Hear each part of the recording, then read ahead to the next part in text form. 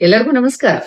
ಇವತ್ ಸಂಡೇ ನಿಮ್ಗೆಲ್ಲ ಗೊತ್ತಲ್ಲ, ನಿಮ್ಮೇ ಒಂದ್ 5 ಕ್ವಶನ್ಸ್ ಅನ್ನ ತಗೊಂಡು ಅದಕ್ಕೆ ಆನ್ಸರ್ ಮಾಡುವಂತ ಟೈಮ್ ಒಂದ್ 5 ಕ್ವಶನ್ಸ್ ಅನ್ನ ನಾ ಸೆಲೆಕ್ಟ್ ಮಾಡ್ಕೊಂಡಿನಿ. ಯಾವ್ಯಾವ ಅಂತ ನೋಡೋಣ.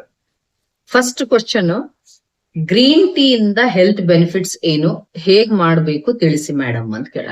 ಗ್ರೀನ್ ಟೀ ಮಾಡ್ಲಿಕ್ಕೆ ಬರಂಗಿಲ್ಲ? ಎಷ್ಟ್ ಈಸಿ ರೀ ಅದು. ಆಕ್ಚುಲಿ ಈ ಸಾದಾ ಚಹಾ ಮಾಡ್ಲಿಕ್ಕೆ ಭಯಂಕರ ಕಷ್ಟ ಆಗ್ತದ. ಸಕ್ರೆ ಹಾಕು, ಹಾಲು ಹಾಕು, ಕುದಿಸು. But green tea is very easy. Okay, ಈ ಗ್ರೀನ್ ಟೀ ಒಳಗೆ ಏನಿರ್ತದ, ನ್ಯಾಚುರಲ್ ಆಂಟಿ ಆಕ್ಸಿಡೆಂಟ್ಸ್ ಇರ್ತಾವು, ಕೆಟಚಿನ್ಸ್ ಅಂತ ಹೇಳಿ. ಆ ನ್ಯಾಚುರಲ್ ಆಂಟಿ ಆಕ್ಸಿಡೆಂಟ್ಸ್ ಇರೋದ್ರಿಂದ ನಿಮ್ಗ ಒಂದು ಶುಗರ್ ಕಂಟ್ರೋಲ್ ಆಗ್ಲಿಕ್ಕೆ ಹೆಲ್ಪ್ ಆಗ್ತದ, ಜೊತೆ ವೇಟ್ ಮ್ಯಾನೇಜ್ಮೆಂಟ್ ಮಾಡೋರ್ಗು ಹೆಲ್ಪ್ ಆಗ್ತದ, ಜೊತೆ ಆಂಟಿ ಆಕ್ಸಿಡೆಂಟ್ಸ್ ಇರೋದ್ರಿಂದ ಸೆಲ್ ರಿಪೇರಿ ಆಗ್ಲಿಕ್ಕೆ ಹೆಲ್ಪ್ ಆಗ್ತದ. ಹಂಗಂತೇಳಿ ಅದನ್ನ 10 ಕಪ್ ಕುಡ್ಕೊಂತ ಕೂಡೋದಲ್ಲ.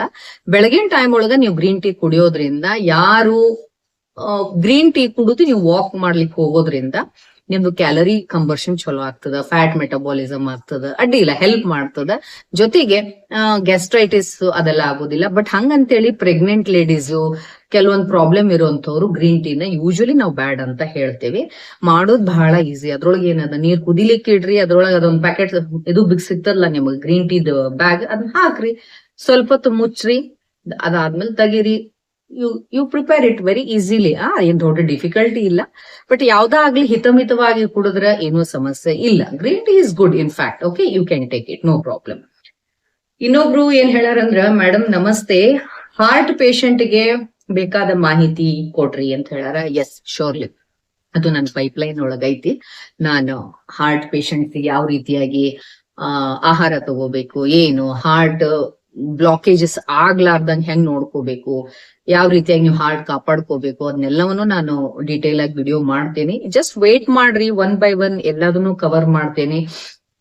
ಆಕ್ಚುಲಿ ಆಯುರ್ವೇದ ಇರೋದು ಪ್ರಿವೆಂಟಿವ್ ಆಸ್ಪೆಕ್ಟ್ ಒಳಗೆ ಬಹಳ ಚಂದ ಕೆಲಸ ಮಾಡ್ತದೆ. ಆಯುರ್ವೇದದ ಮೂಲ ಉದ್ದೇಶ ಏನಪ್ಪಾ ಅಂದ್ರೆ, ಸ್ವಸ್ಥಸ್ಯ ಸ್ವಾಸ್ಥ್ಯ ರಕ್ಷಣಂ ಆತುರಸ್ಯ ವಿಕಾರ ಪ್ರಶಮನಂ ಅಂತ ಹೇಳ್ತೇವೆ. ಮೊದ್ಲು ಹೆಲ್ದಿ ಪರ್ಸನ್ ಅನ್ನ ಹೆಲ್ತ್ ಸರಿ ಉಳಿಬೇಕು, ಆಮೇಲೆ ಆತುರ ಅಂದ್ರೆ ಪೇಷಂಟಿನ ರೋಗ ಶಮನೆ ಆಗ್ಬೇಕು. ಹಂಗಂದ್ಮೇಲೆ ಹಾರ್ಟಿನ ಹೆಲ್ತ್ ಹೆಂಗ್ ಕಾಪಾಡ್ಕೋಬೇಕು. ಇವತ್ತೊಂದು ಬಹಳ ಆಗ್ಯದ್ರಿ ಹಾರ್ಟ್ ಪ್ರಾಬ್ಲಮ್, ಹೌದಾ? ಹಿಂಗ ಒಂದ್ಸರಿ ಆಂಜಿಯೋಗ್ರಫಿ ಮಾಡಿಸ್ಕೊಂಡ್ ಬಂದ್ರೆ 3-4 ಬ್ಲಾಕೇಜಸ್ ಅದು ಅದಾವು, ಇದು ಅದಾವು. ಓಕೆ, ನಶೀಬ್ ಗಟ್ಟಿತ್ತಂದ್ರ ಬದುಕಿರ್ತಾರ, ಇಲ್ಲ ಅಂದ್ರೆ ಸಮಸ್ಯೆ ಆಗ್ತಾವ. ಹಿಂಗ್ lot of problems are coming regarding heart. ಅದನ್ನ ಹೆಂಗ ನಾವು ಕೇರ್ ತಗೋಬೇಕು, ಹೆಂಗ್ ಹಾರ್ಟ್ ಹೆಲ್ತ್ ಕಾಪಾಡ್ಕೋಬೇಕು ಅನ್ನೋದ್ರ ಬಗ್ಗೆ ಡೆಫಿನೆಟ್ಲಿ ನಾನು ವಿಡಿಯೋಸ್ ಮಾಡ್ತೀನಿ. You just wait for that. Definitely I will cover all those points. Okay, fine. Next ಒಬ್ರು ಕೇಳಾರ, ಏನೋ ಪೇಷಂಟ್ ಅನ್ನಂಗಿಲ್ಲ, ಸಾರಿ ಪಾಪ. ಇವರು ಏನ್ ಕೇಳಾರಂತಂದ್ರ, ಮೇಡಮ್ ನೀವು ಕನ್ನಡದೊಳಗ್ ಮಾಡಿರಿ ವಿಡಿಯೋಸ್ ಎಲ್ಲ, ಅದು ಡಬ್ ಮಾಡ್ರಿ ಇಂಗ್ಲಿಷ್ ಒಳಗ್ ಮಾಡಿದ್ರೆ ಅದು ಬಹಳ ಜನರಿಗೆ ತಲುಪ್ತದ ಅನ್ನೋ ಪಾಪ ಅವ್ರು ಹೇಳಾರ. I really thank you very much for your love and affection and concern. ನನಗೂ ಆಕ್ಚುಲಿ ಇಂಗ್ಲಿಷ್ ಒಳಗ ಮಾಡ್ಬೇಕಂತಿತ್ತು. ಬಟ್ ಮೇನ್ ಥಿಂಗ್ ಏನಪ್ಪಾ ಅಂದ್ರ, ನಮ್ಮ ಜನರಿಗೆ, ಕರ್ನಾಟಕದ ಜನರಿಗೆ ರೀಚ್ ಆಗ್ಬೇಕು. ಮತ್ತು ನಾನು ಸಾಧ್ಯ ಆದಷ್ಟು ಕಾಂಪ್ಲಿಕೇಟೆಡ್ ವಿಷಯಗಳನ್ನೆಲ್ಲ ಎಲ್ಲಾರ್ಗೂ ರೀಚ್ ಆಗುವಂಗ ಸಾದಾ ಭಾಷೆ ಒಳಗೆ ಹೇಳೋದು ನನ್ನ ಉದ್ದೇಶ. ನೀವು ನೋಡಿರಲ್ಲ, ಈಗ ನಾನು ಹೇಳುವಂತ ನಿಮಗ ಸ್ಟೈಲ್ ಒಳಗಡೆ ಈವನ್ ನಾನ್ ಸೈನ್ಸ್ ಬ್ಯಾಕ್ ಗ್ರೌಂಡ್ ಇದ್ದವ್ರಿಗೂ ಅರ್ಥ ಆಗ್ತದ್ರಿ. ಇದಕ್ ಸೈನ್ಸ್ ಕಲ್ತಿರ್ಬೇಕಂತ ಏನಿಲ್ಲ. ಸೊ ಹಂಗ ನಾನು ಸರಳೀಕೃತ ಮಾಡಿ ಹೇಳೋ ಉದ್ದೇಶ ಇರೋದ್ರಿಂದ ನಾನ್ ಕನ್ನಡದೊಳಗೆ ಹೇಳ್ತೇನೆ. ಇದನ್ನ ಬಹಳ ಜನರಿಗೆ ರೀಚ್ ಆಗ್ತದ. ಏನ್ ಕರ್ನಾಟಕದೊಳಗೆ ಏನ್ ಕಡಿಮೆ ಜನ ಇದ್ದಾರೆ, ಸಿಕ್ಕಾಪಟ್ಟಿ ಜನ ಇದ್ದಾರೆ. ಇವ್ರೆಲ್ಲರಿಗೂ ಅರ್ಥ ಆಗ್ಲಿ. ಅಂಡ್ ಮೋರವರ್ ಅದೇನೋ ಒಂದು ಆಪ್ಷನ್ ಇರಬಹುದು, ಅವರೇ ಅದನ್ನೇನೋ ಡಬ್ ಮಾಡ್ಕೊಂಡ್ರ ಅಥವಾ ಇದನ್ನ ಮಾಡ್ಕೊಂಡ್ರ ಅದು ಅವ್ರಿಗೆ ತಮ್ಮ ಬೇಕಾದ ಲ್ಯಾಂಗ್ವೇಜ್ ಒಳಗ್ ಬರ್ತದ ಅಂತ ನಾ ಕೇಳಿನಿ. ಅದ್ರ ಬಗ್ಗೆ I have to study it actually. ಹಂಗೇನಾದ್ರು ಮಾಡ್ಕೊಂಡು, yes, I will try in future to make it in English also. Thank you very much, thank you very much for your concern. Okay, ಆಮೇಲೆ ಇನ್ನೊಬ್ರು ಏನ್ ಹೇಳಾರಪ್ಪ ಅಂದ್ರ, ನೋಡ್ರಿ ಮೇಡಮ್ ಲೈಬ್ರರಿಯಲ್ಲಿ ಕುತ್ಕೊಂಡು ಯಾವ ರೀತಿ ಓದಿ ನೆನಪು ಬಿಟ್ಕೋಬೇಕು ಅಂತ ತಿಳಿಸ್ರಿ ಅಂತ ಹೇಳಾರ. ಬಾರಿ ಭಯಂಕರ ಕ್ವಶನ್ ರೀ. ಆಕ್ಚುಲಿ ಬಾರಿ ಟ್ರಿಕ್ ಐತಿ ಇದ್ರೊಳಗ್ ಕ್ವಶನ್ ಒಳಗ್. ಲೈಬ್ರರಿ ಒಳಗ ಕುತ್ಕೊಂಡು ಓದ್ತೀರಿ ಅಂದ್ರನ ನೀವು ಬಹಳ, ನಿಮಗ ಓದೋದ್ರ ಕಡೆ ಬಹಳ ರುಚಿ ಐತಿ ಅಂದಂಗ. ಆಕ್ಚುಲಿ ಅದು ಅರ್ಥ ಆಗ್ತದ ನನಗ. ಲೈಬ್ರರಿ ಅನ್ನೋದೊಂದು ಓದು ಹವ್ಯಾಸ ಇರೋರಿಗೆ ಲೈಬ್ರರಿ ನೋಡಿದ ತಕ್ಷಣ ಒಂದು ನಶಾ ಬಂದಂಗ್ ಬರ್ತದ್ರಿ. Because even I love reading very much. ನಾನು ಕೂಡ ಮುಂಚೆ ನಾವು ಹುಬ್ಳಿ ಸೆಂಟ್ರಲ್ ಲೈಬ್ರರಿ ಹೋಗಿ ಕೂಡ್ತಿದ್ದೆ. ಹೋಗಿ ಕುಂತ್ಕೊಂಡಾಗ ಹೆಂಗ್ ಅನಸ್ತಿತ್ತು ಗೊತ್ತಾ, ಲೈಬ್ರರಿ ಎಂಟರ್ ಆದ ತಕ್ಷಣ ಏನ್ ಅನಸ್ತಿತ್ತು ಅಂದ್ರ, ಇವತ್ ಇಡೀ ಇಲ್ಲಿರೋ ಎಲ್ಲಾ ಪುಸ್ತಕ ಓದ್ಬಿಡೋಣ ಅನಸ್ತಿತ್ತು. ಅದ್ ಹಂಗ್ ಬರ್ತದ್ರಿ. ಲೈಬ್ರರಿ ಮುಂದ್ ನಿಂತ್ಕೊಂಡಾಗ ಆ ಫೀಲಿಂಗ್ ಬರ್ತದ. ಈ ಹೆಂಗ್ ನಾವು ಬಹಳ ಹಸಿವಾದ ಬೇಕ್ರಿ ಮುಂದ್ ಹೋಗಿ ನಿಂತ್ಕೊಂಡಿದ್ವಿ ಅಂದ್ರ ಆ ಬೇಕ್ರಿ ಒಳಗಿರೋ ಎಲ್ಲಾ ಐಟಮ್ಸ್ ತಿಂದ್ಬಿಡ್ತೀವೇನೋ ಅನ್ನೋ ಫೀಲಿಂಗ್ ಬರ್ತದ. ತಿನ್ನೋದೆಷ್ಟೋ ಬಿಡೋದೆಷ್ಟೋ ಅದು ಬೇರೆ. ಹಂಗ ಸೇಮ್ ಇಲ್ಲಿನೂ ಕೂಡ ಏನ್ ಓದ್ತೀವಿ ಏನ್ ನೆನ್ಪಿಟ್ಕೋತೀವಿ ಡಿಫ್ರೆಂಟ್, ಬಟ್ ಎಲ್ಲಾ ಓದ್ಬಿಡ್ಬೇಕು. ಆ ವಿತಿನ್ ಫ್ರಾಕ್ಷನ್ ಆಫ್ ಸೆಕೆಂಡ್ ನನಗೂ ಹಂಗ ಆಗ್ತಿತ್ತು. ಲೈಬ್ರರಿ ಮುಂದ್ ಹೋಗಿ ನಿಂತ್ಕೊಂಡಾಗ ನಾನು IAS ಮಾಡ್ಬಿಡ್ಬೇಕು, IPS ಮಾಡ್ಬಿಡ್ಬೇಕು. Because I can read everything, I can remember everything ಅನಿಸ್ತಿತ್ತು. ಬಟ್ ಹಂಗಿರಂಗಿಲ್ಲ, ಅದು ಪ್ರಾಕ್ಟಿಕಲಿ ಹಂಗಿರುವುದಿಲ್ಲ. ನೀವೇನ್ ಮಾಡ್ಬೇಕು ಅಂತಂದ್ರ ಲೈಬ್ರರಿ ಒಳಗೆ ಕುತ್ಕೊಂಡು ಓದು ರೂಢಿ ಇತ್ತಂದ್ರ ಸಮ್ ಟೆಕ್ನಿಕ್ಸ್ ಫಾಲೋ ಮಾಡ್ಬೇಕು. ಫಸ್ಟ್ ಒಂದು ಗೋಲ್ ಇಟ್ಕೊಂಡು ಲೈಬ್ರರಿಗೆ ಹೋಗ್ರಿ. ಸಿಕ್ಕದನ್ನೆಲ್ಲ ಓದ್ತೀನಿ ಅಂತ ಹೋಗ್ಲಿಕ್ಕೆ ಹೋಗ್ಬೇಡ್ರಿ. ಇವತ್ತ ಇಂಥ ಸಬ್ಜೆಕ್ಟ್ ಅನ್ನ ಓದ್ಬೇಕು. ಲೈಬ್ರರಿ ಅನ್ನೋದ ಅದಕ್ರಿ, ಅಲ್ಲೆಲ್ಲಾ ವಿಷಯ ಏನಾಗಿರ್ತದ, ಅಕ್ಯುಮುಲೇಟೆಡ್ ಇರ್ತದೆ, ಎಲ್ಲಾ ಸಿಕ್ಕಾಪಟ್ಟಿ ಇರ್ತದೆ. ಬಟ್ ಸೆಕ್ಷನ್ ವೈಸ್ ಇಟ್ಟಿರ್ತಾರೆ. ಬಟ್ ನಮ್ಮ ಬ್ರೈನ್ ಒಳಗಡೆ ನಮ್ಗೆ ಏನ್ ಬೇಕಾದಷ್ಟ ತಗೊಂಡ್ಬರ್ಲಿಕ್ಕೆ ಹೋಗ್ಬೇಕಲ್ಲ. ಈ ಫಸ್ಟ್ ಅದನ್ನ ಓದಿದ್ ನೆನಪಿಟ್ಕೋಬೇಕು ಅಂದ್ರೆ ನಮ್ದು ಮೊದ್ಲು ನಾವು ಖಾಲಿ ಡಬ್ಬಿ ತಗೊಂಡ್ ಹೋಗ್ಬೇಕು. ತುಂಬಿದ್ ತಗೊಂಡ್ ಹೋದ್ರೆ ಏನೇನು ಬರಂಗಿಲ್ಲ. ಸುಮ್ನ ಸಿದ್ಧ ಕೌಲೂರ್ ಹೋದಂಗ ಅಂತಾರಲ್ಲ, ಹಂಗಾಗ್ತದ್ರಿ. ಹೋದ್ಯಾ ಬಂದ್ಯಾ, ಏನು ಯೂಸ್ ಇಲ್ಲ. ಅದ್ರ ಬದಲು ಫಸ್ಟ್ ನೀವು ಮೈಂಡ್ ಶಾಂತಾಗಿ ಚಂದ ನೀರ್ ಕುಡು, ನಿದ್ದಿ ಸರಿ ಆಗಿತ್ತು ಅಂದ್ರ ಫ್ರೆಶ್ ಮನಸ್ಸಿಟ್ಕೊಂಡು ಲೈಬ್ರರಿ ಹೋಗ್ರಿ. ಆಮೇಲೆ ಇವತ್ತು ಇಂಥ ವಿಷಯ ಅಷ್ಟ ಓದ್ತೀನಿ ಅಂತ ತಿಳ್ಕೊಂಡು ಹೋಗ್ರಿ. ಆ ಸೆಕ್ಷನ್ಗಷ್ಟ ಹೋಗ್ರಿ. ಮೈಂಡಿಗೆ ನೀವು ಕರೆಕ್ಟ್ ಆಗಿ ಕಮಾಂಡ್ಸ್ ಕೊಡ್ಬೇಕು. ಓಕೆ, ಇವತ್ ನಾನು ಏನೋ ಒಂದು ಹಿಸ್ಟ್ರಿ ಓದ್ತೀನಿ, ಓಕೆ ಆ ಹಿಸ್ಟ್ರಿ ಸೆಕ್ಷನ್ಗಷ್ಟ ಹೋಗ್ಬೇಕು, ಅಲ್ಲಿ ಕೂಡ್ಬೇಕು. ಚಂದ ಕೂತ್ಕೊಂಡು ನೀವು ಯಾವ ಬುಕ್ಸ್ ಬೇಕು ಆ ಬುಕ್ಸ್ ಅನ್ನಷ್ಟೇ ತಗೋಬೇಕು. ಅಂಡ್ ನೋಟ್ ಡೌನ್ ಮಾಡ್ಕೊಡ್ರಿ. ಏನಾಗಿದ್ರು ಕೂಡ ಬರೀ ಅವ್ರದಷ್ಟೇ ರೊಕ್ಕ ಕೊಟ್ಟಿವಂತ ಅವ್ರ ಪುಸ್ತಕ ಅಷ್ಟೇ ಓದಿ ಬರುದಲ್ಲ. ನೀವು ಒಂದ್ ಪುಸ್ತಕ ತಗೊಂಡ್ ಹೋಗ್ಬೇಕು, ಪೆನ್ ತಗೊಂಡ್ ಹೋಗಿ ನೀಟಾಗಿ ನೋಟ್ ಡೌನ್ ಮಾಡ್ಕೋಬೇಕು. ಏನೇನು ನಾ ಏನ್ ಓದಿದೆ ಏನಿಲ್ಲ ಅಂತೇಳಿ. ಆಮೇಲೆ ಬಹಳ ವಿಷಯಗಳನ್ನ ಶಾರ್ಟ್ ಆಗಿ ನೆನಪಿಟ್ಕೋಬೇಕು ಅಂತಂದ್ರ ನೀವ ಒಂದು ಕ್ರಿಯೇಟಿವ್ ಆಗಿ ಸಮ್ ಫಾರ್ಮುಲೆ ಕಂಡು ಹಿಡ್ಕೋಬೇಕು. That is very important. ನಾನ್ ನಿಮ್ಗ ಕೆಲವು ಫಾರ್ಮುಲಾ ಹೇಳಿದ್ರ ನಗು ಬರ್ತದೆ, ಮಾಡ್ಕೋಬೇಕ್ರಿ ಅವನ್ನೆಲ್ಲ. ಬೇರೆ there is no other way. ನೀವ್ ಹೆಂಗಂದ್ರ ಅವ ಹೆಂಗಿರ್ತಾವ ಗೊತ್ತಾ, ಸ್ಮಾಲ್ ಫಾರ್ಮುಲಾ ಮಾಡ್ಕೊಂಡ್ರೆ ಅದ್ರೊಳಗ ಒಂದ್ ಇಷ್ಟೋಕೊಂಡು ವಿಷಯಗಳು ನಿಮ್ಗೆ ಅಕ್ಯುಮುಲೇಟ್ ಆಗಿರ್ಬೇಕು. ಆ ರೀತಿ ಈಗ ಎಕ್ಸಾಂಪಲ್ ನಿಮ್ಗೆ ಹೇಳ್ತೀನಿ ನಾನು ಒಂದು ಫಾರ್ಮುಲಾ. ಶಿಶಿರ, ವಸಂತ, ಗ್ರೀಷ್ಮ, ವರ್ಷ, ಶರದ್, ಹೇಮಂತ. ಈ 6 ಋತುಗಳನ್ನ ನೆನಪು ಹೆಂಗಿಟ್ಕೊಳ್ಳೋದು ಅಂತಂದಾಗ ಒಂದ ವರ್ಡ್ನ್ಯಾಗ ಒಂದ್ ನೆನಪಿಟ್ಕೋತಿದ್ದೆ ಅಂದ್ರೆ ಶಿವಗ್ರಿ ವರ್ಷ ಹೇ. ಇಷ್ಟ, ಶಿವಗ್ರಿ ವರ್ಷ ಹೇ ಅಂದ್ರೇನು? ಶಿವಗ್ರಿ ಅಂದ್ರೇನು? ಶಿಶಿರ, ವಸಂತ, ಗ್ರೀಷ್ಮ. ವರ್ಷ ಹೇ ಅಂದ್ರೆ ವರ್ಷ, ಶರದ್, ಹೇಮಂತ. ಬಂದ್ವಿಲ್ರಿ ಎಲ್ಲ ಕರೆಕ್ಟ್ ಸೀಕ್ವೆನ್ಸ್ ಪ್ರಕಾರ ಬಂದ್ವಿಲ್ಲ. ಹಂಗ ನೀವ್ ಏನೇ ಸಬ್ಜೆಕ್ಟ್ ಓದಿದ್ರು ಕೂಡ ಇಷ್ಟೊಂದು ವಿಷಯ ಇಷ್ಟ್ರೊಳಗ ಪ್ಯಾಕೆಟ್ ಒಳಗ ಬಂದಿರ್ಬೇಕು. ಆ ಟೈಪ್ ಫಾರ್ಮುಲೇಷನ್ ಮಾಡುವಂತ ಆರ್ಟ್ ಅನ್ನ ನೀವು ಬೆಳೆಸ್ಕೋಬೇಕು. ಒಂದ್ಸರಿ ಹೋದಾಗ ಒಂದೇ ಸಬ್ಜೆಕ್ಟ್ ಅನ್ನ ತಗೋಬೇಕು, ಅಷ್ಟ ಓದ್ಬೇಕು, ನೋಟ್ಸ್ ಮಾಡ್ಕೋಬೇಕು, ಅದನ್ನ ಮನೆಗ್ ಬಂದು ಮೆಮರೈಸ್ ಮಾಡ್ಕೋಬೇಕು, ಅದನ್ನ ಕರೆಕ್ಟ್ ಆಗಿ ನೆನಪಿಟ್ಕೋಬೇಕು, ಮರಿಬಾರ್ದು. ಅದನ್ನ ಎದಕ್ ಯೂಸ್ ಮಾಡ್ಕೋಬೇಕು. ಸುಮ್ನೆ ಹೋದೆ ಉದ್ದುದ್ದಾಗ ಕತಿ ಕಾದಂಬರಿ ಎಲ್ಲ ಓದಿ ಬಂದೆ ಅಂದ್ರೆ ಹಂಗೆಲ್ಲ ಆಗಂಗಿಲ್ರಿ.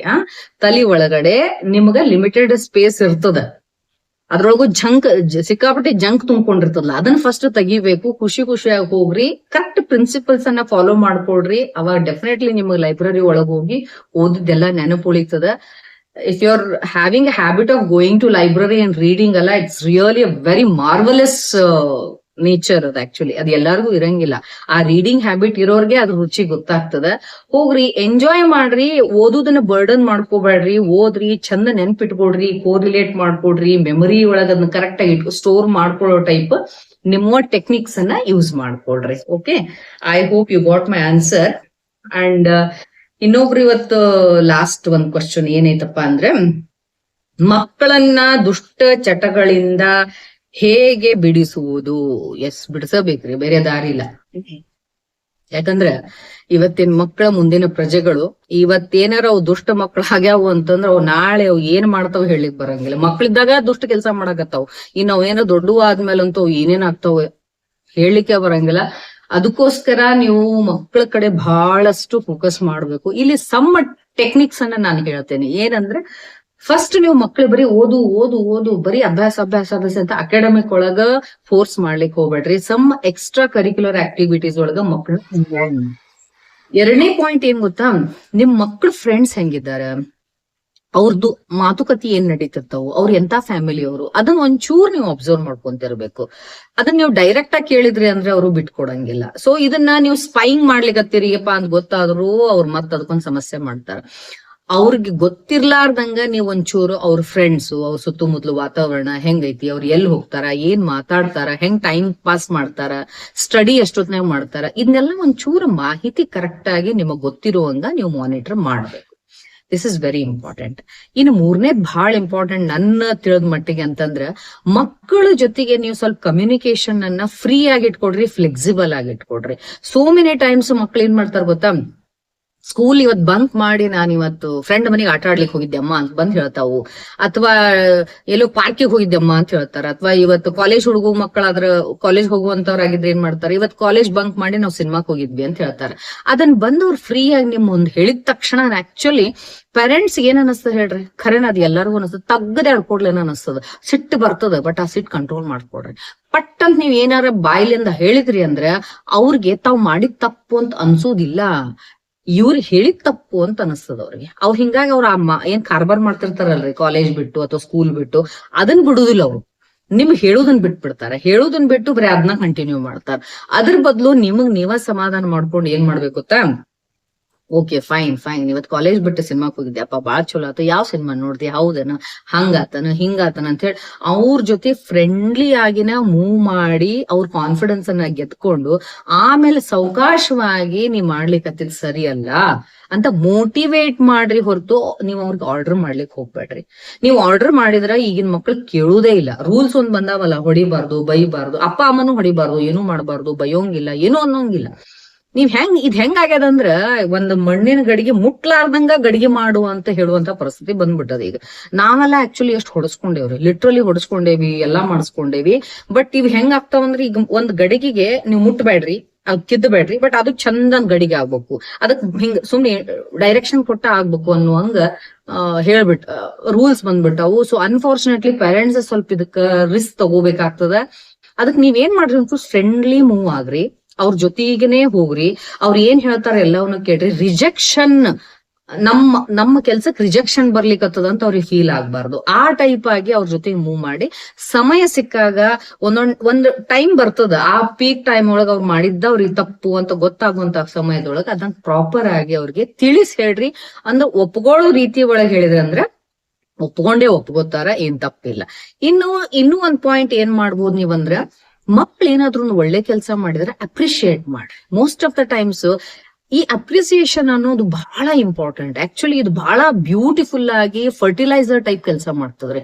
ಅದು ಮೃದಂಗಮಪಿ ನಾದಂ ಕರೋತಿ ಮುಖಲೇಪೇನ ಅಂತ ಹೇಳ್ತಾರೆ. ಅಂದ್ರೆ ನೀವು ಮೃದಂಗಕ್ಕೂ ಒಂದ್ ಪೌಡರ್ ಹಚ್ಚಿದ್ರ ಮಸ್ತ್ ಇದು ಬರ್ತದಂತ, ಏನು ನಾದ ಬರ್ತದಂತ. ಹಂಗ ನೀವು ಬರೀ ಮಕ್ಕಳಿಗೆಲ್ಲ ಎಲ್ಲರಿಗೂ ನೀವು ಒಂದ್ ಸ್ವಲ್ಪ ಒಳ್ಳೆ ಕೆಲಸ ಸುಮ್ನೆ ಹೊಗಳಬೇಡ್ರಿ. ಒಳ್ಳೆ ಕೆಲಸ ಮಾಡಿದಾಗ ಅದಕ್ಕೊಂದು ಅಪ್ರಿಸಿಯೇಷನ್ ಕೊಟ್ರಿ ಅಂದ್ರೆ ಅದು ಒಳಗ ಆತ್ಮಕ್ಕೊಂದು ಖುಷಿ ಅನಿಸ್ತದ, ಆ ಮಕ್ಕಳು ಅದನ್ನ ಕ್ಯಾರಿ ಮಾಡ್ತಾರ. ಬಟ್ ನಾವ್ ಏನ್ ಮಾಡ್ತೀವಿ ಗೊತ್ತಾ, ನಿನಗ್ ಹೊಗಳ್ಬೇಕಾ, ಇದು ಅಲ್ಲಿದ ಇನ್ನೂ ಹೆಚ್ಚಿಗೆ ಮಾಡ್ ಅಂದ್ರಷ್ಟ ನೀನು ಅಪ್ರಿಶಿಯೇಟ್ ಮಾಡ್ತೀನಿ ಅಂತ ಹೇಳಿ ನಾವು ಬೆಂಚ್ ಮಾರ್ಕ್ ಬ್ಯಾರೆನೆ ಇಟ್ಬಿಡ್ತೇವೆ. ಮಕ್ಕಳಿಗೆ ಅವಾಗ ಸಂತುಷ್ಟಿ ಆಗುದಿಲ್ಲ, ಅವ್ರಿಗೆ ಫ್ರಸ್ಟ್ರೇಟ್ ಆಗ್ತಾವ ಮಕ್ಕಳು. ಅದಕ್ಕೆ ಸಣ್ಣ ಸಣ್ಣ ವಿಷಯಕ್ಕನ ನೀವು ಅವ್ರ ಅಚೀವ್ಮೆಂಟ್ಸ್ ಇರ್ತಾವ, ಒಂದ್ ಸಿಂಪಲ್ ಹ್ಯಾಂಡ್ ರೈಟಿಂಗ್ ಚಂದ ಬರದ್ರಂದ್ರೂ ಅಪ್ರಿಶಿಯೇಟ್ ಮಾಡ್ರಿ. ಅವ್ರ ಜಲ್ದಿನ ಊಟ ಮಾಡಿ ಅಪ್ರಿಶಿಯೇಟ್ ಮಾಡ್ರಿ. ಹಂಗ ಅವ್ರು ಮಾಡು ಒಳ್ಳೆ ಕ್ವಾಲಿಟೀಸ್ ನೀವು ಅಪ್ರಿಶಿಯೇಟ್ ಮಾಡಿದ್ರಿ ಅಂದ್ರೆ ಅದನ್ನ ಡೆವಲಪ್ಮೆಂಟ್ ಮಾಡ್ತಾವ. Okay, this is. ಆಮೇಲೆ ಇನ್ನೊಂದ್ ಪಾಯಿಂಟ್ ಏನಂದ್ರೆ ಅವ್ರದ್ದು ಮಾನಿಟರ್ ಮಾಡ್ರಿ ಸ್ಕ್ರೀನ್ ಟೈಮ್ ಅನ್ನ, ಬಹಳ ಇಂಪಾರ್ಟೆಂಟ್. ಅವ್ರು ಏನ್ ಮೊಬೈಲ್ ನೋಡ್ಲಿಕತ್ತಾರ, ಅವ್ರು ಎಂಥ ಮೂವೀಸ್ ನೋಡ್ತಾರ, ಎಂಥ ಸೀರೀಸ್ ನೋಡ್ತಾರ, ಏನ್ ಕ್ರೈಮ್ ಗೇಮ್ ಸೀರೀಸ್ ನೋಡ್ತಾರೋ ಏನೋ, ಏನ್ ಮಾಡ್ಲಿಕತ್ತವ್ರಿ. ಆ ಕ್ರೈಮ್ ಸೀರೀಸ್ ನೋಡ್ತಾವೋ, ಎಲ್ಲಿಂದ ಐಡಿಯಾಸ್ ಬರ್ತಾವೋ, ಇವು ತಲಿಯೊಳ ಹೆಂಗ್ ಓಡಿಸ್ತಾವೋ ಗೊತ್ತಿಲ್ಲ.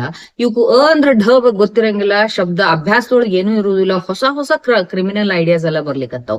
ಇದಕ್ಕೆಲ್ಲ ಕಾರಣ ಏನು ಅಂದ್ರೆ ಎಲ್ಲಿಂದನೋ ಫೀಡ್ ಆಗ್ಲಿಕತ್ತದ ಅಂದಂಗ ಆಯ್ತಲ್ಲ. ಅದು ಫೀಡ್ ಹೆಚ್ಚಾಗಿ ಸೋಷಿಯಲ್ ಮೀಡಿಯಾ ಇರ್ತದ.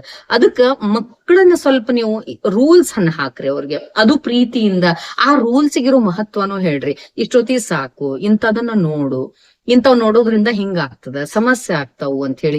ಆಮೇಲೆ ಅತಿಯಾಗಿ ಗೇಮ್ಸ್ ಗಳಿಗೆ ಅಡಿಕ್ಟ್ ಆಗ್ತಿರ್ತಾವು, ಅದನ್ನ ನೀವು ಪ್ರೀತಿಯಿಂದ ತಪ್ಪಿಸ್ರಿ. ಇದಕ್ಕೆಲ್ಲ ಆಕ್ಚುಲಿ ಅಪ್ಪ ಅಮ್ಮ ಪೋಸ್ಟ್ ಗ್ರಾಜುಯೇಷನ್ ಮಾಡ್ಬೇಕಾಗ್ತದ್ರಿ, ಅಷ್ಟು ಸರಳ ಅಲ್ಲ. ಇದಕ್ಕ ಬಹಳ ಪೇಶನ್ಸ್ ಇಂದ, ಪ್ರೀತಿಯಿಂದ ತಗ್ಗದ್ ಬಾರಿಸ್ಬೇಕನ್ನೋ ಸಿಟ್ಟು ಬಂದ್ರು ಕಂಟ್ರೋಲ್ ಮಾಡ್ಕೊಂಡು ಮತ್ ಹೊಳ್ಳಿ ಆಯ್ತಪ್ಪ ನೀನ ರಾಜ, ನೀನ ಇಂದ್ರ, ನೀನ ಚಂದ್ರ ಅಂತ ಹೇಳಿ ಅವಕ್ಕ ನೀವು ಸರಿ ಮಾರ್ಗದೊಳಗೆ ತರಲೇಬೇಕು. So appreciation is very important. ಒಳ್ಳೆ ಕೆಲಸ ಅಪ್ರಿಶಿಯೇಟ್ ಮಾಡಿದಾಗ ಅವ್ರು ಕೆಟ್ಟ ಕೆಲಸ ಮಾಡೋದು ಕಡಿಮೆ ಮಾಡ್ಕೊಂತ ಹೋಗ್ತಾರೆ.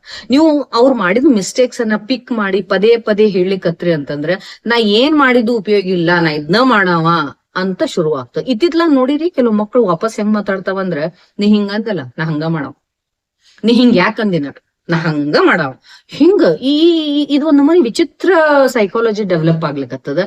ಇದು ಬಹಳ ಟಾಕ್ಸಿಕ್ ಸೈಕಾಲಜಿ. ಇದು ಈ ತರ ಡೆವಲಪ್ ಆಗ್ಬಾರ್ದು ಅಂದ್ರೆ ಸ್ವಲ್ಪ ಕಷ್ಟ ಆದ್ರೂ ಪರವಾಗಿಲ್ಲ, ಮಕ್ಕಳ ಜೊತೆ ಫ್ರೆಂಡ್ಲಿ ಮೂವ್ ಆಗ್ರಿ, ಅಪ್ರಿಶಿಯೇಟ್ ಮಾಡ್ರಿ, ಕಮ್ಯುನಿಕೇಶನ್ ಬಹಳ ಓಪನ್ ಆಗಿ ಇಟ್ಕೊಡ್ರಿ.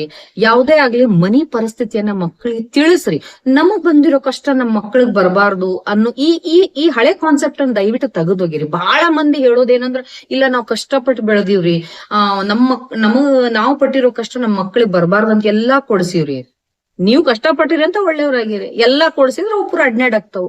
ಅದಕ್ಕ ನಮಗ್ ಬಂದಿರೋ ಕಷ್ಟ ಅಲ್ಲ, ನಮ್ಗಿಂತ ಹೆಚ್ಚಿಗೆ ಕಷ್ಟ ಅವ್ರಿಗೆ ಬರ್ಬೇಕು. ಹಿಂಗಾಗಿ ಎಲ್ಲಾ ಪುಕ್ಷಟ್ಲೆ ಅವ್ರಿಗೆ ಸಿಗ್ತದ ಅನ್ನೋದನ್ನ ಆಗ್ಬಾರ್ದು, ಅವ್ರಿಗೆ ಗೊತ್ತಾಗ್ಬಾರ್ದು. ಅವ್ರಿಗೆ ಓಕೆ, ಅವ್ರಿಗೆ ಕಷ್ಟಪಟ್ಟಷ್ಟ ಅವ್ರಿಗೆ ಸಿಗ್ತದ ಅನ್ನುವಂಥದನ್ನ ನೀವ್ ಹೆಂಗ್ ಅರಿವು ಮಾಡ್ತೀರಿ ಅದನ್ನ ನಿಮ್ ಮೇಲೆ ಡಿಪೆಂಡ್ ಆಗಿದೆ. ಯಾಕಂದ್ರೆ ನಿಮ್ ಮಕ್ಳು ಹೆಂಗಿದ್ದಾರ ಅನ್ನೋದು ನಿಮಗ್ ಗೊತ್ತಿರ್ತದಲ್ಲ.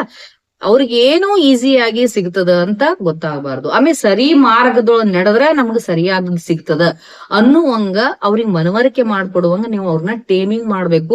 ಮ್ಯಾಕ್ಸಿಮಮ್ ಟೈಮ್ ನೀವು ಅವ್ರ ಜೊತೆ ಸ್ಪೆಂಡ್ ಮಾಡ್ಬೇಕು. ಅನ್ಫಾರ್ಚುನೇಟ್ಲಿ ಅಪ್ಪ ತನ್ನ ಕೆಲಸದೊಳಗೆ ಬಿಸಿ ಇರ್ತಾನ, ಅಮ್ಮ ಮೊಬೈಲು ಮತ್ತು ಅಡಿಗೆ ಒಳಗೆ ಬಿಸಿ ಇದ್ಕೊಳ್ಳಿ, ಇವ್ ಮಕ್ಳು ಬ್ಯಾರೆದ್ರೊಳಗ ಬಿಸಿ ಆಗ್ತಾವ್ರಿ. ಇಟ್ಟಿರ್ತಾವು ದೊಡ್ಡ ದೊಡ್ಡ ಕ್ರಿಮಿನಲ್ಸ್ ಆಗ್ಲಿಕ್ಕತ್ತಾವ. ಅದಕ್ಕ ಆದಷ್ಟು ಅವ್ರನ್ನ ನಿಮ್ಮ ಮನಿ ಕಲ್ಚರ್ ಒಳಗ, ನಿಮ್ಮ ಮನಿ ಮಾತುಕತೆ ಒಳಗ ಇನ್ವಾಲ್ವ್ ಮಾಡ್ಕೊಡ್ರಿ. ಅಜ್ಜ ಅಜ್ಜಿ ಮನಿಯೊಳಗ ಕಾಕ ದೊಡ್ಡಪ್ಪ ಚಿಕ್ಕಪ್ಪ ಎಲ್ಲಾರ ಜೊತೆಗೂ ಮಾತಾಡ್ಸ್ರಿ. ನಮ್ ಫ್ಯಾಮಿಲಿ ಅಂದ್ರ ಹಿಂಗಿರ್ತದ, ನಮ್ ಕಲ್ಚರ್ ಅಂದ್ರ ಹಿಂಗ, ನಮ್ ಬೌಂಡ್ರೀಸ್ ಹಿಂಗಿರ್ತಾವು, ನಾವ್ ದಾಟಬಾರ್ದು, ದಾಟಿದ ಸಮಸ್ಯೆ ಹಿಂಗಾಗ್ತದ. ಇವ್ನ ಅಗ್ದಿ ಪ್ರೀತಿಯಿಂದನ ಹೇಳ್ರಿ. ಆಮೇಲೆ ಎಲ್ಲದಕ್ಕೂ ಯಾಕ ಅಂತ ಪ್ರಶ್ನೆ ಕೇಳ್ತಾರೆ ಈಗಿನ ಹುಡುಗರು. ಕೇಳಿರಿಲ್ಲ, ನೀವು ಸಮಂಜಸ ಉತ್ತರ ಕೊಡ್ಲಿಲ್ಲ ಅಂದ್ರೆ ನೀವು ದಡ್ರು ಅಂತ ಅವ್ರು ದೊಡ್ಡದೊಂದ್ ಹಿಂಗ್ ಟ್ಯಾಗ್ ಕೊಟ್ಟ ಬಿಡ್ತಾರ್ರಿ. ಅದು ಫಸ್ಟ್ ನೀವು ಪ್ರಿಪೇರ್ ಆಗ್ಬೇಕು. ಅದಕ್ ನಾ ಏನ್ ಹೇಳೋದಂದ್ರ, ಮಕ್ಕಳನ್ನ ನೀವು ಬೆಳೆಸೋದಕ್ಕಿಂತ ಮುಂಚೆ ಪೇರೆಂಟ್ಸ್ ಬೆಳಿಬೇಕು. ಪೇರೆಂಟ್ಸ್ ನಾಲೆಜ್ ಅನ್ನ ಹೆಚ್ಚಿಗೆ ಮಾಡ್ಕೋಬೇಕು. ಮಕ್ಳು ಏನ ಪ್ರಶ್ನೆ ಕೇಳಿದ್ರು ಅವಕ್ಕೆ ಸ್ಯಾಟಿಸ್ಫ್ಯಾಕ್ಟರಿ ಆನ್ಸರ್ ಕೊಡುವಷ್ಟು ನೀವು ಪೇರೆಂಟ್ಸ್ ಕೇಪೇಬಲ್ ಆದ್ರಿ ಅಂದ್ರೆ ಮಕ್ಳು ಯಾಕೆ ಸರಿ ದಾರಿಗೆ ಬರುದಿಲ್ಲ, ಬಂದೇ ಬರ್ತಾರ. ಸೊ ಇವೆಲ್ಲಾ ಪಾಯಿಂಟ್ಸ್ ಅನ್ನ ನೀವು ಫಾಲೋ ಮಾಡೋದ್ರಿಂದ ಮೋಸ್ಟ್ಲಿ ನಾವು ನಮ್ ಫ್ಯೂಚರ್ ಜನರೇಷನ್ ಅನ್ನ ಹೆಲ್ದಿಯಾಗಿ ಮಾಡ್ಬೋದು. ಬಹಳ ಟ್ರೈ ಮಾಡ್ಬೇಕಾಗ್ತದ್ರಿ. ಇದೇನ್ ಸಣ್ಣ ಚಾಲೆಂಜ್ ಅಲ್ಲ, it's a very big challenge for nowadays. ಎಷ್ಟಾಗ್ತದೋ ಬುದ್ಧಿ ತಿಳಿದಷ್ಟು ಭಗವಂತ ಬುದ್ಧಿ ಎಷ್ಟು ಹಾಕ್ತಾನೋ ಪ್ರೇರಣೆ ಅಷ್ಟು ಮಾಡಿ ನಮ್ ಮಕ್ಕಳನ್ನ ನಾವು ಸರಿ ದಾರಿ ಒಳಗೆ ಇಟ್ಕೊಂಡು ಒಳ್ಳೆ ಸಮಾಜ ಸೃಷ್ಟಿ ಮಾಡೋಣ. ಐ ಥಿಂಕ್ ಇವತ್ತಿನ 5 ಪ್ರಶ್ನೆಗೂ ಆನ್ಸರ್ ನಾನ್ ಮಾಡೀನಿ ಅನ್ಕೊಳ್ತೀನಿ. ಮತ್ ಏನ್ ಜೆನ್ಯೂನ್ ಪ್ರಶ್ನೆಗಳಿರ್ತಾವು ನೀವು ಕಮೆಂಟ್ ಅಲ್ಲಿ ಹಾಕಿದ್ರೆ next Sunday again I will take those questions for answering. ಅದ್ರ ಜೊತೆ ನಾ ಹೇಳೇನ್ ನಿಮಗ ಆಟೋಫೇಜಿ ಬಗ್ಗೆ ನಾನು ನೆಕ್ಸ್ಟ್ ವಿಡಿಯೋ ಮಾಡ್ತೇನೆ. ಬಹಳ ಬ್ಯೂಟಿಫುಲ್ ಆಗಿರುವಂತಹ ಬೆಸ್ಟ್ ಮೆಕ್ಯಾನಿಸಮ್, ಎಲ್ಲರೂ ಫಾಲೋ ಮಾಡ್ಬೇಕಾಗಿರುವಂತದ್ದು. ತಪ್ಪದೆ ಅದನ್ನ ನೋಡ್ರಿ. ಅಂಡ್ ನಾ ಹೇಳೋ ಪಾಯಿಂಟ್ಸ್ ಲೈಕ್ ಆಯ್ತು ಅಂದ್ರೆ ಶೇರ್ ಮಾಡ್ರಿ, ಕಮೆಂಟ್ ಮಾಡ್ರಿ, ಸಬ್ಸ್ಕ್ರೈಬ್ ಮಾಡ್ರಿ. Thank you.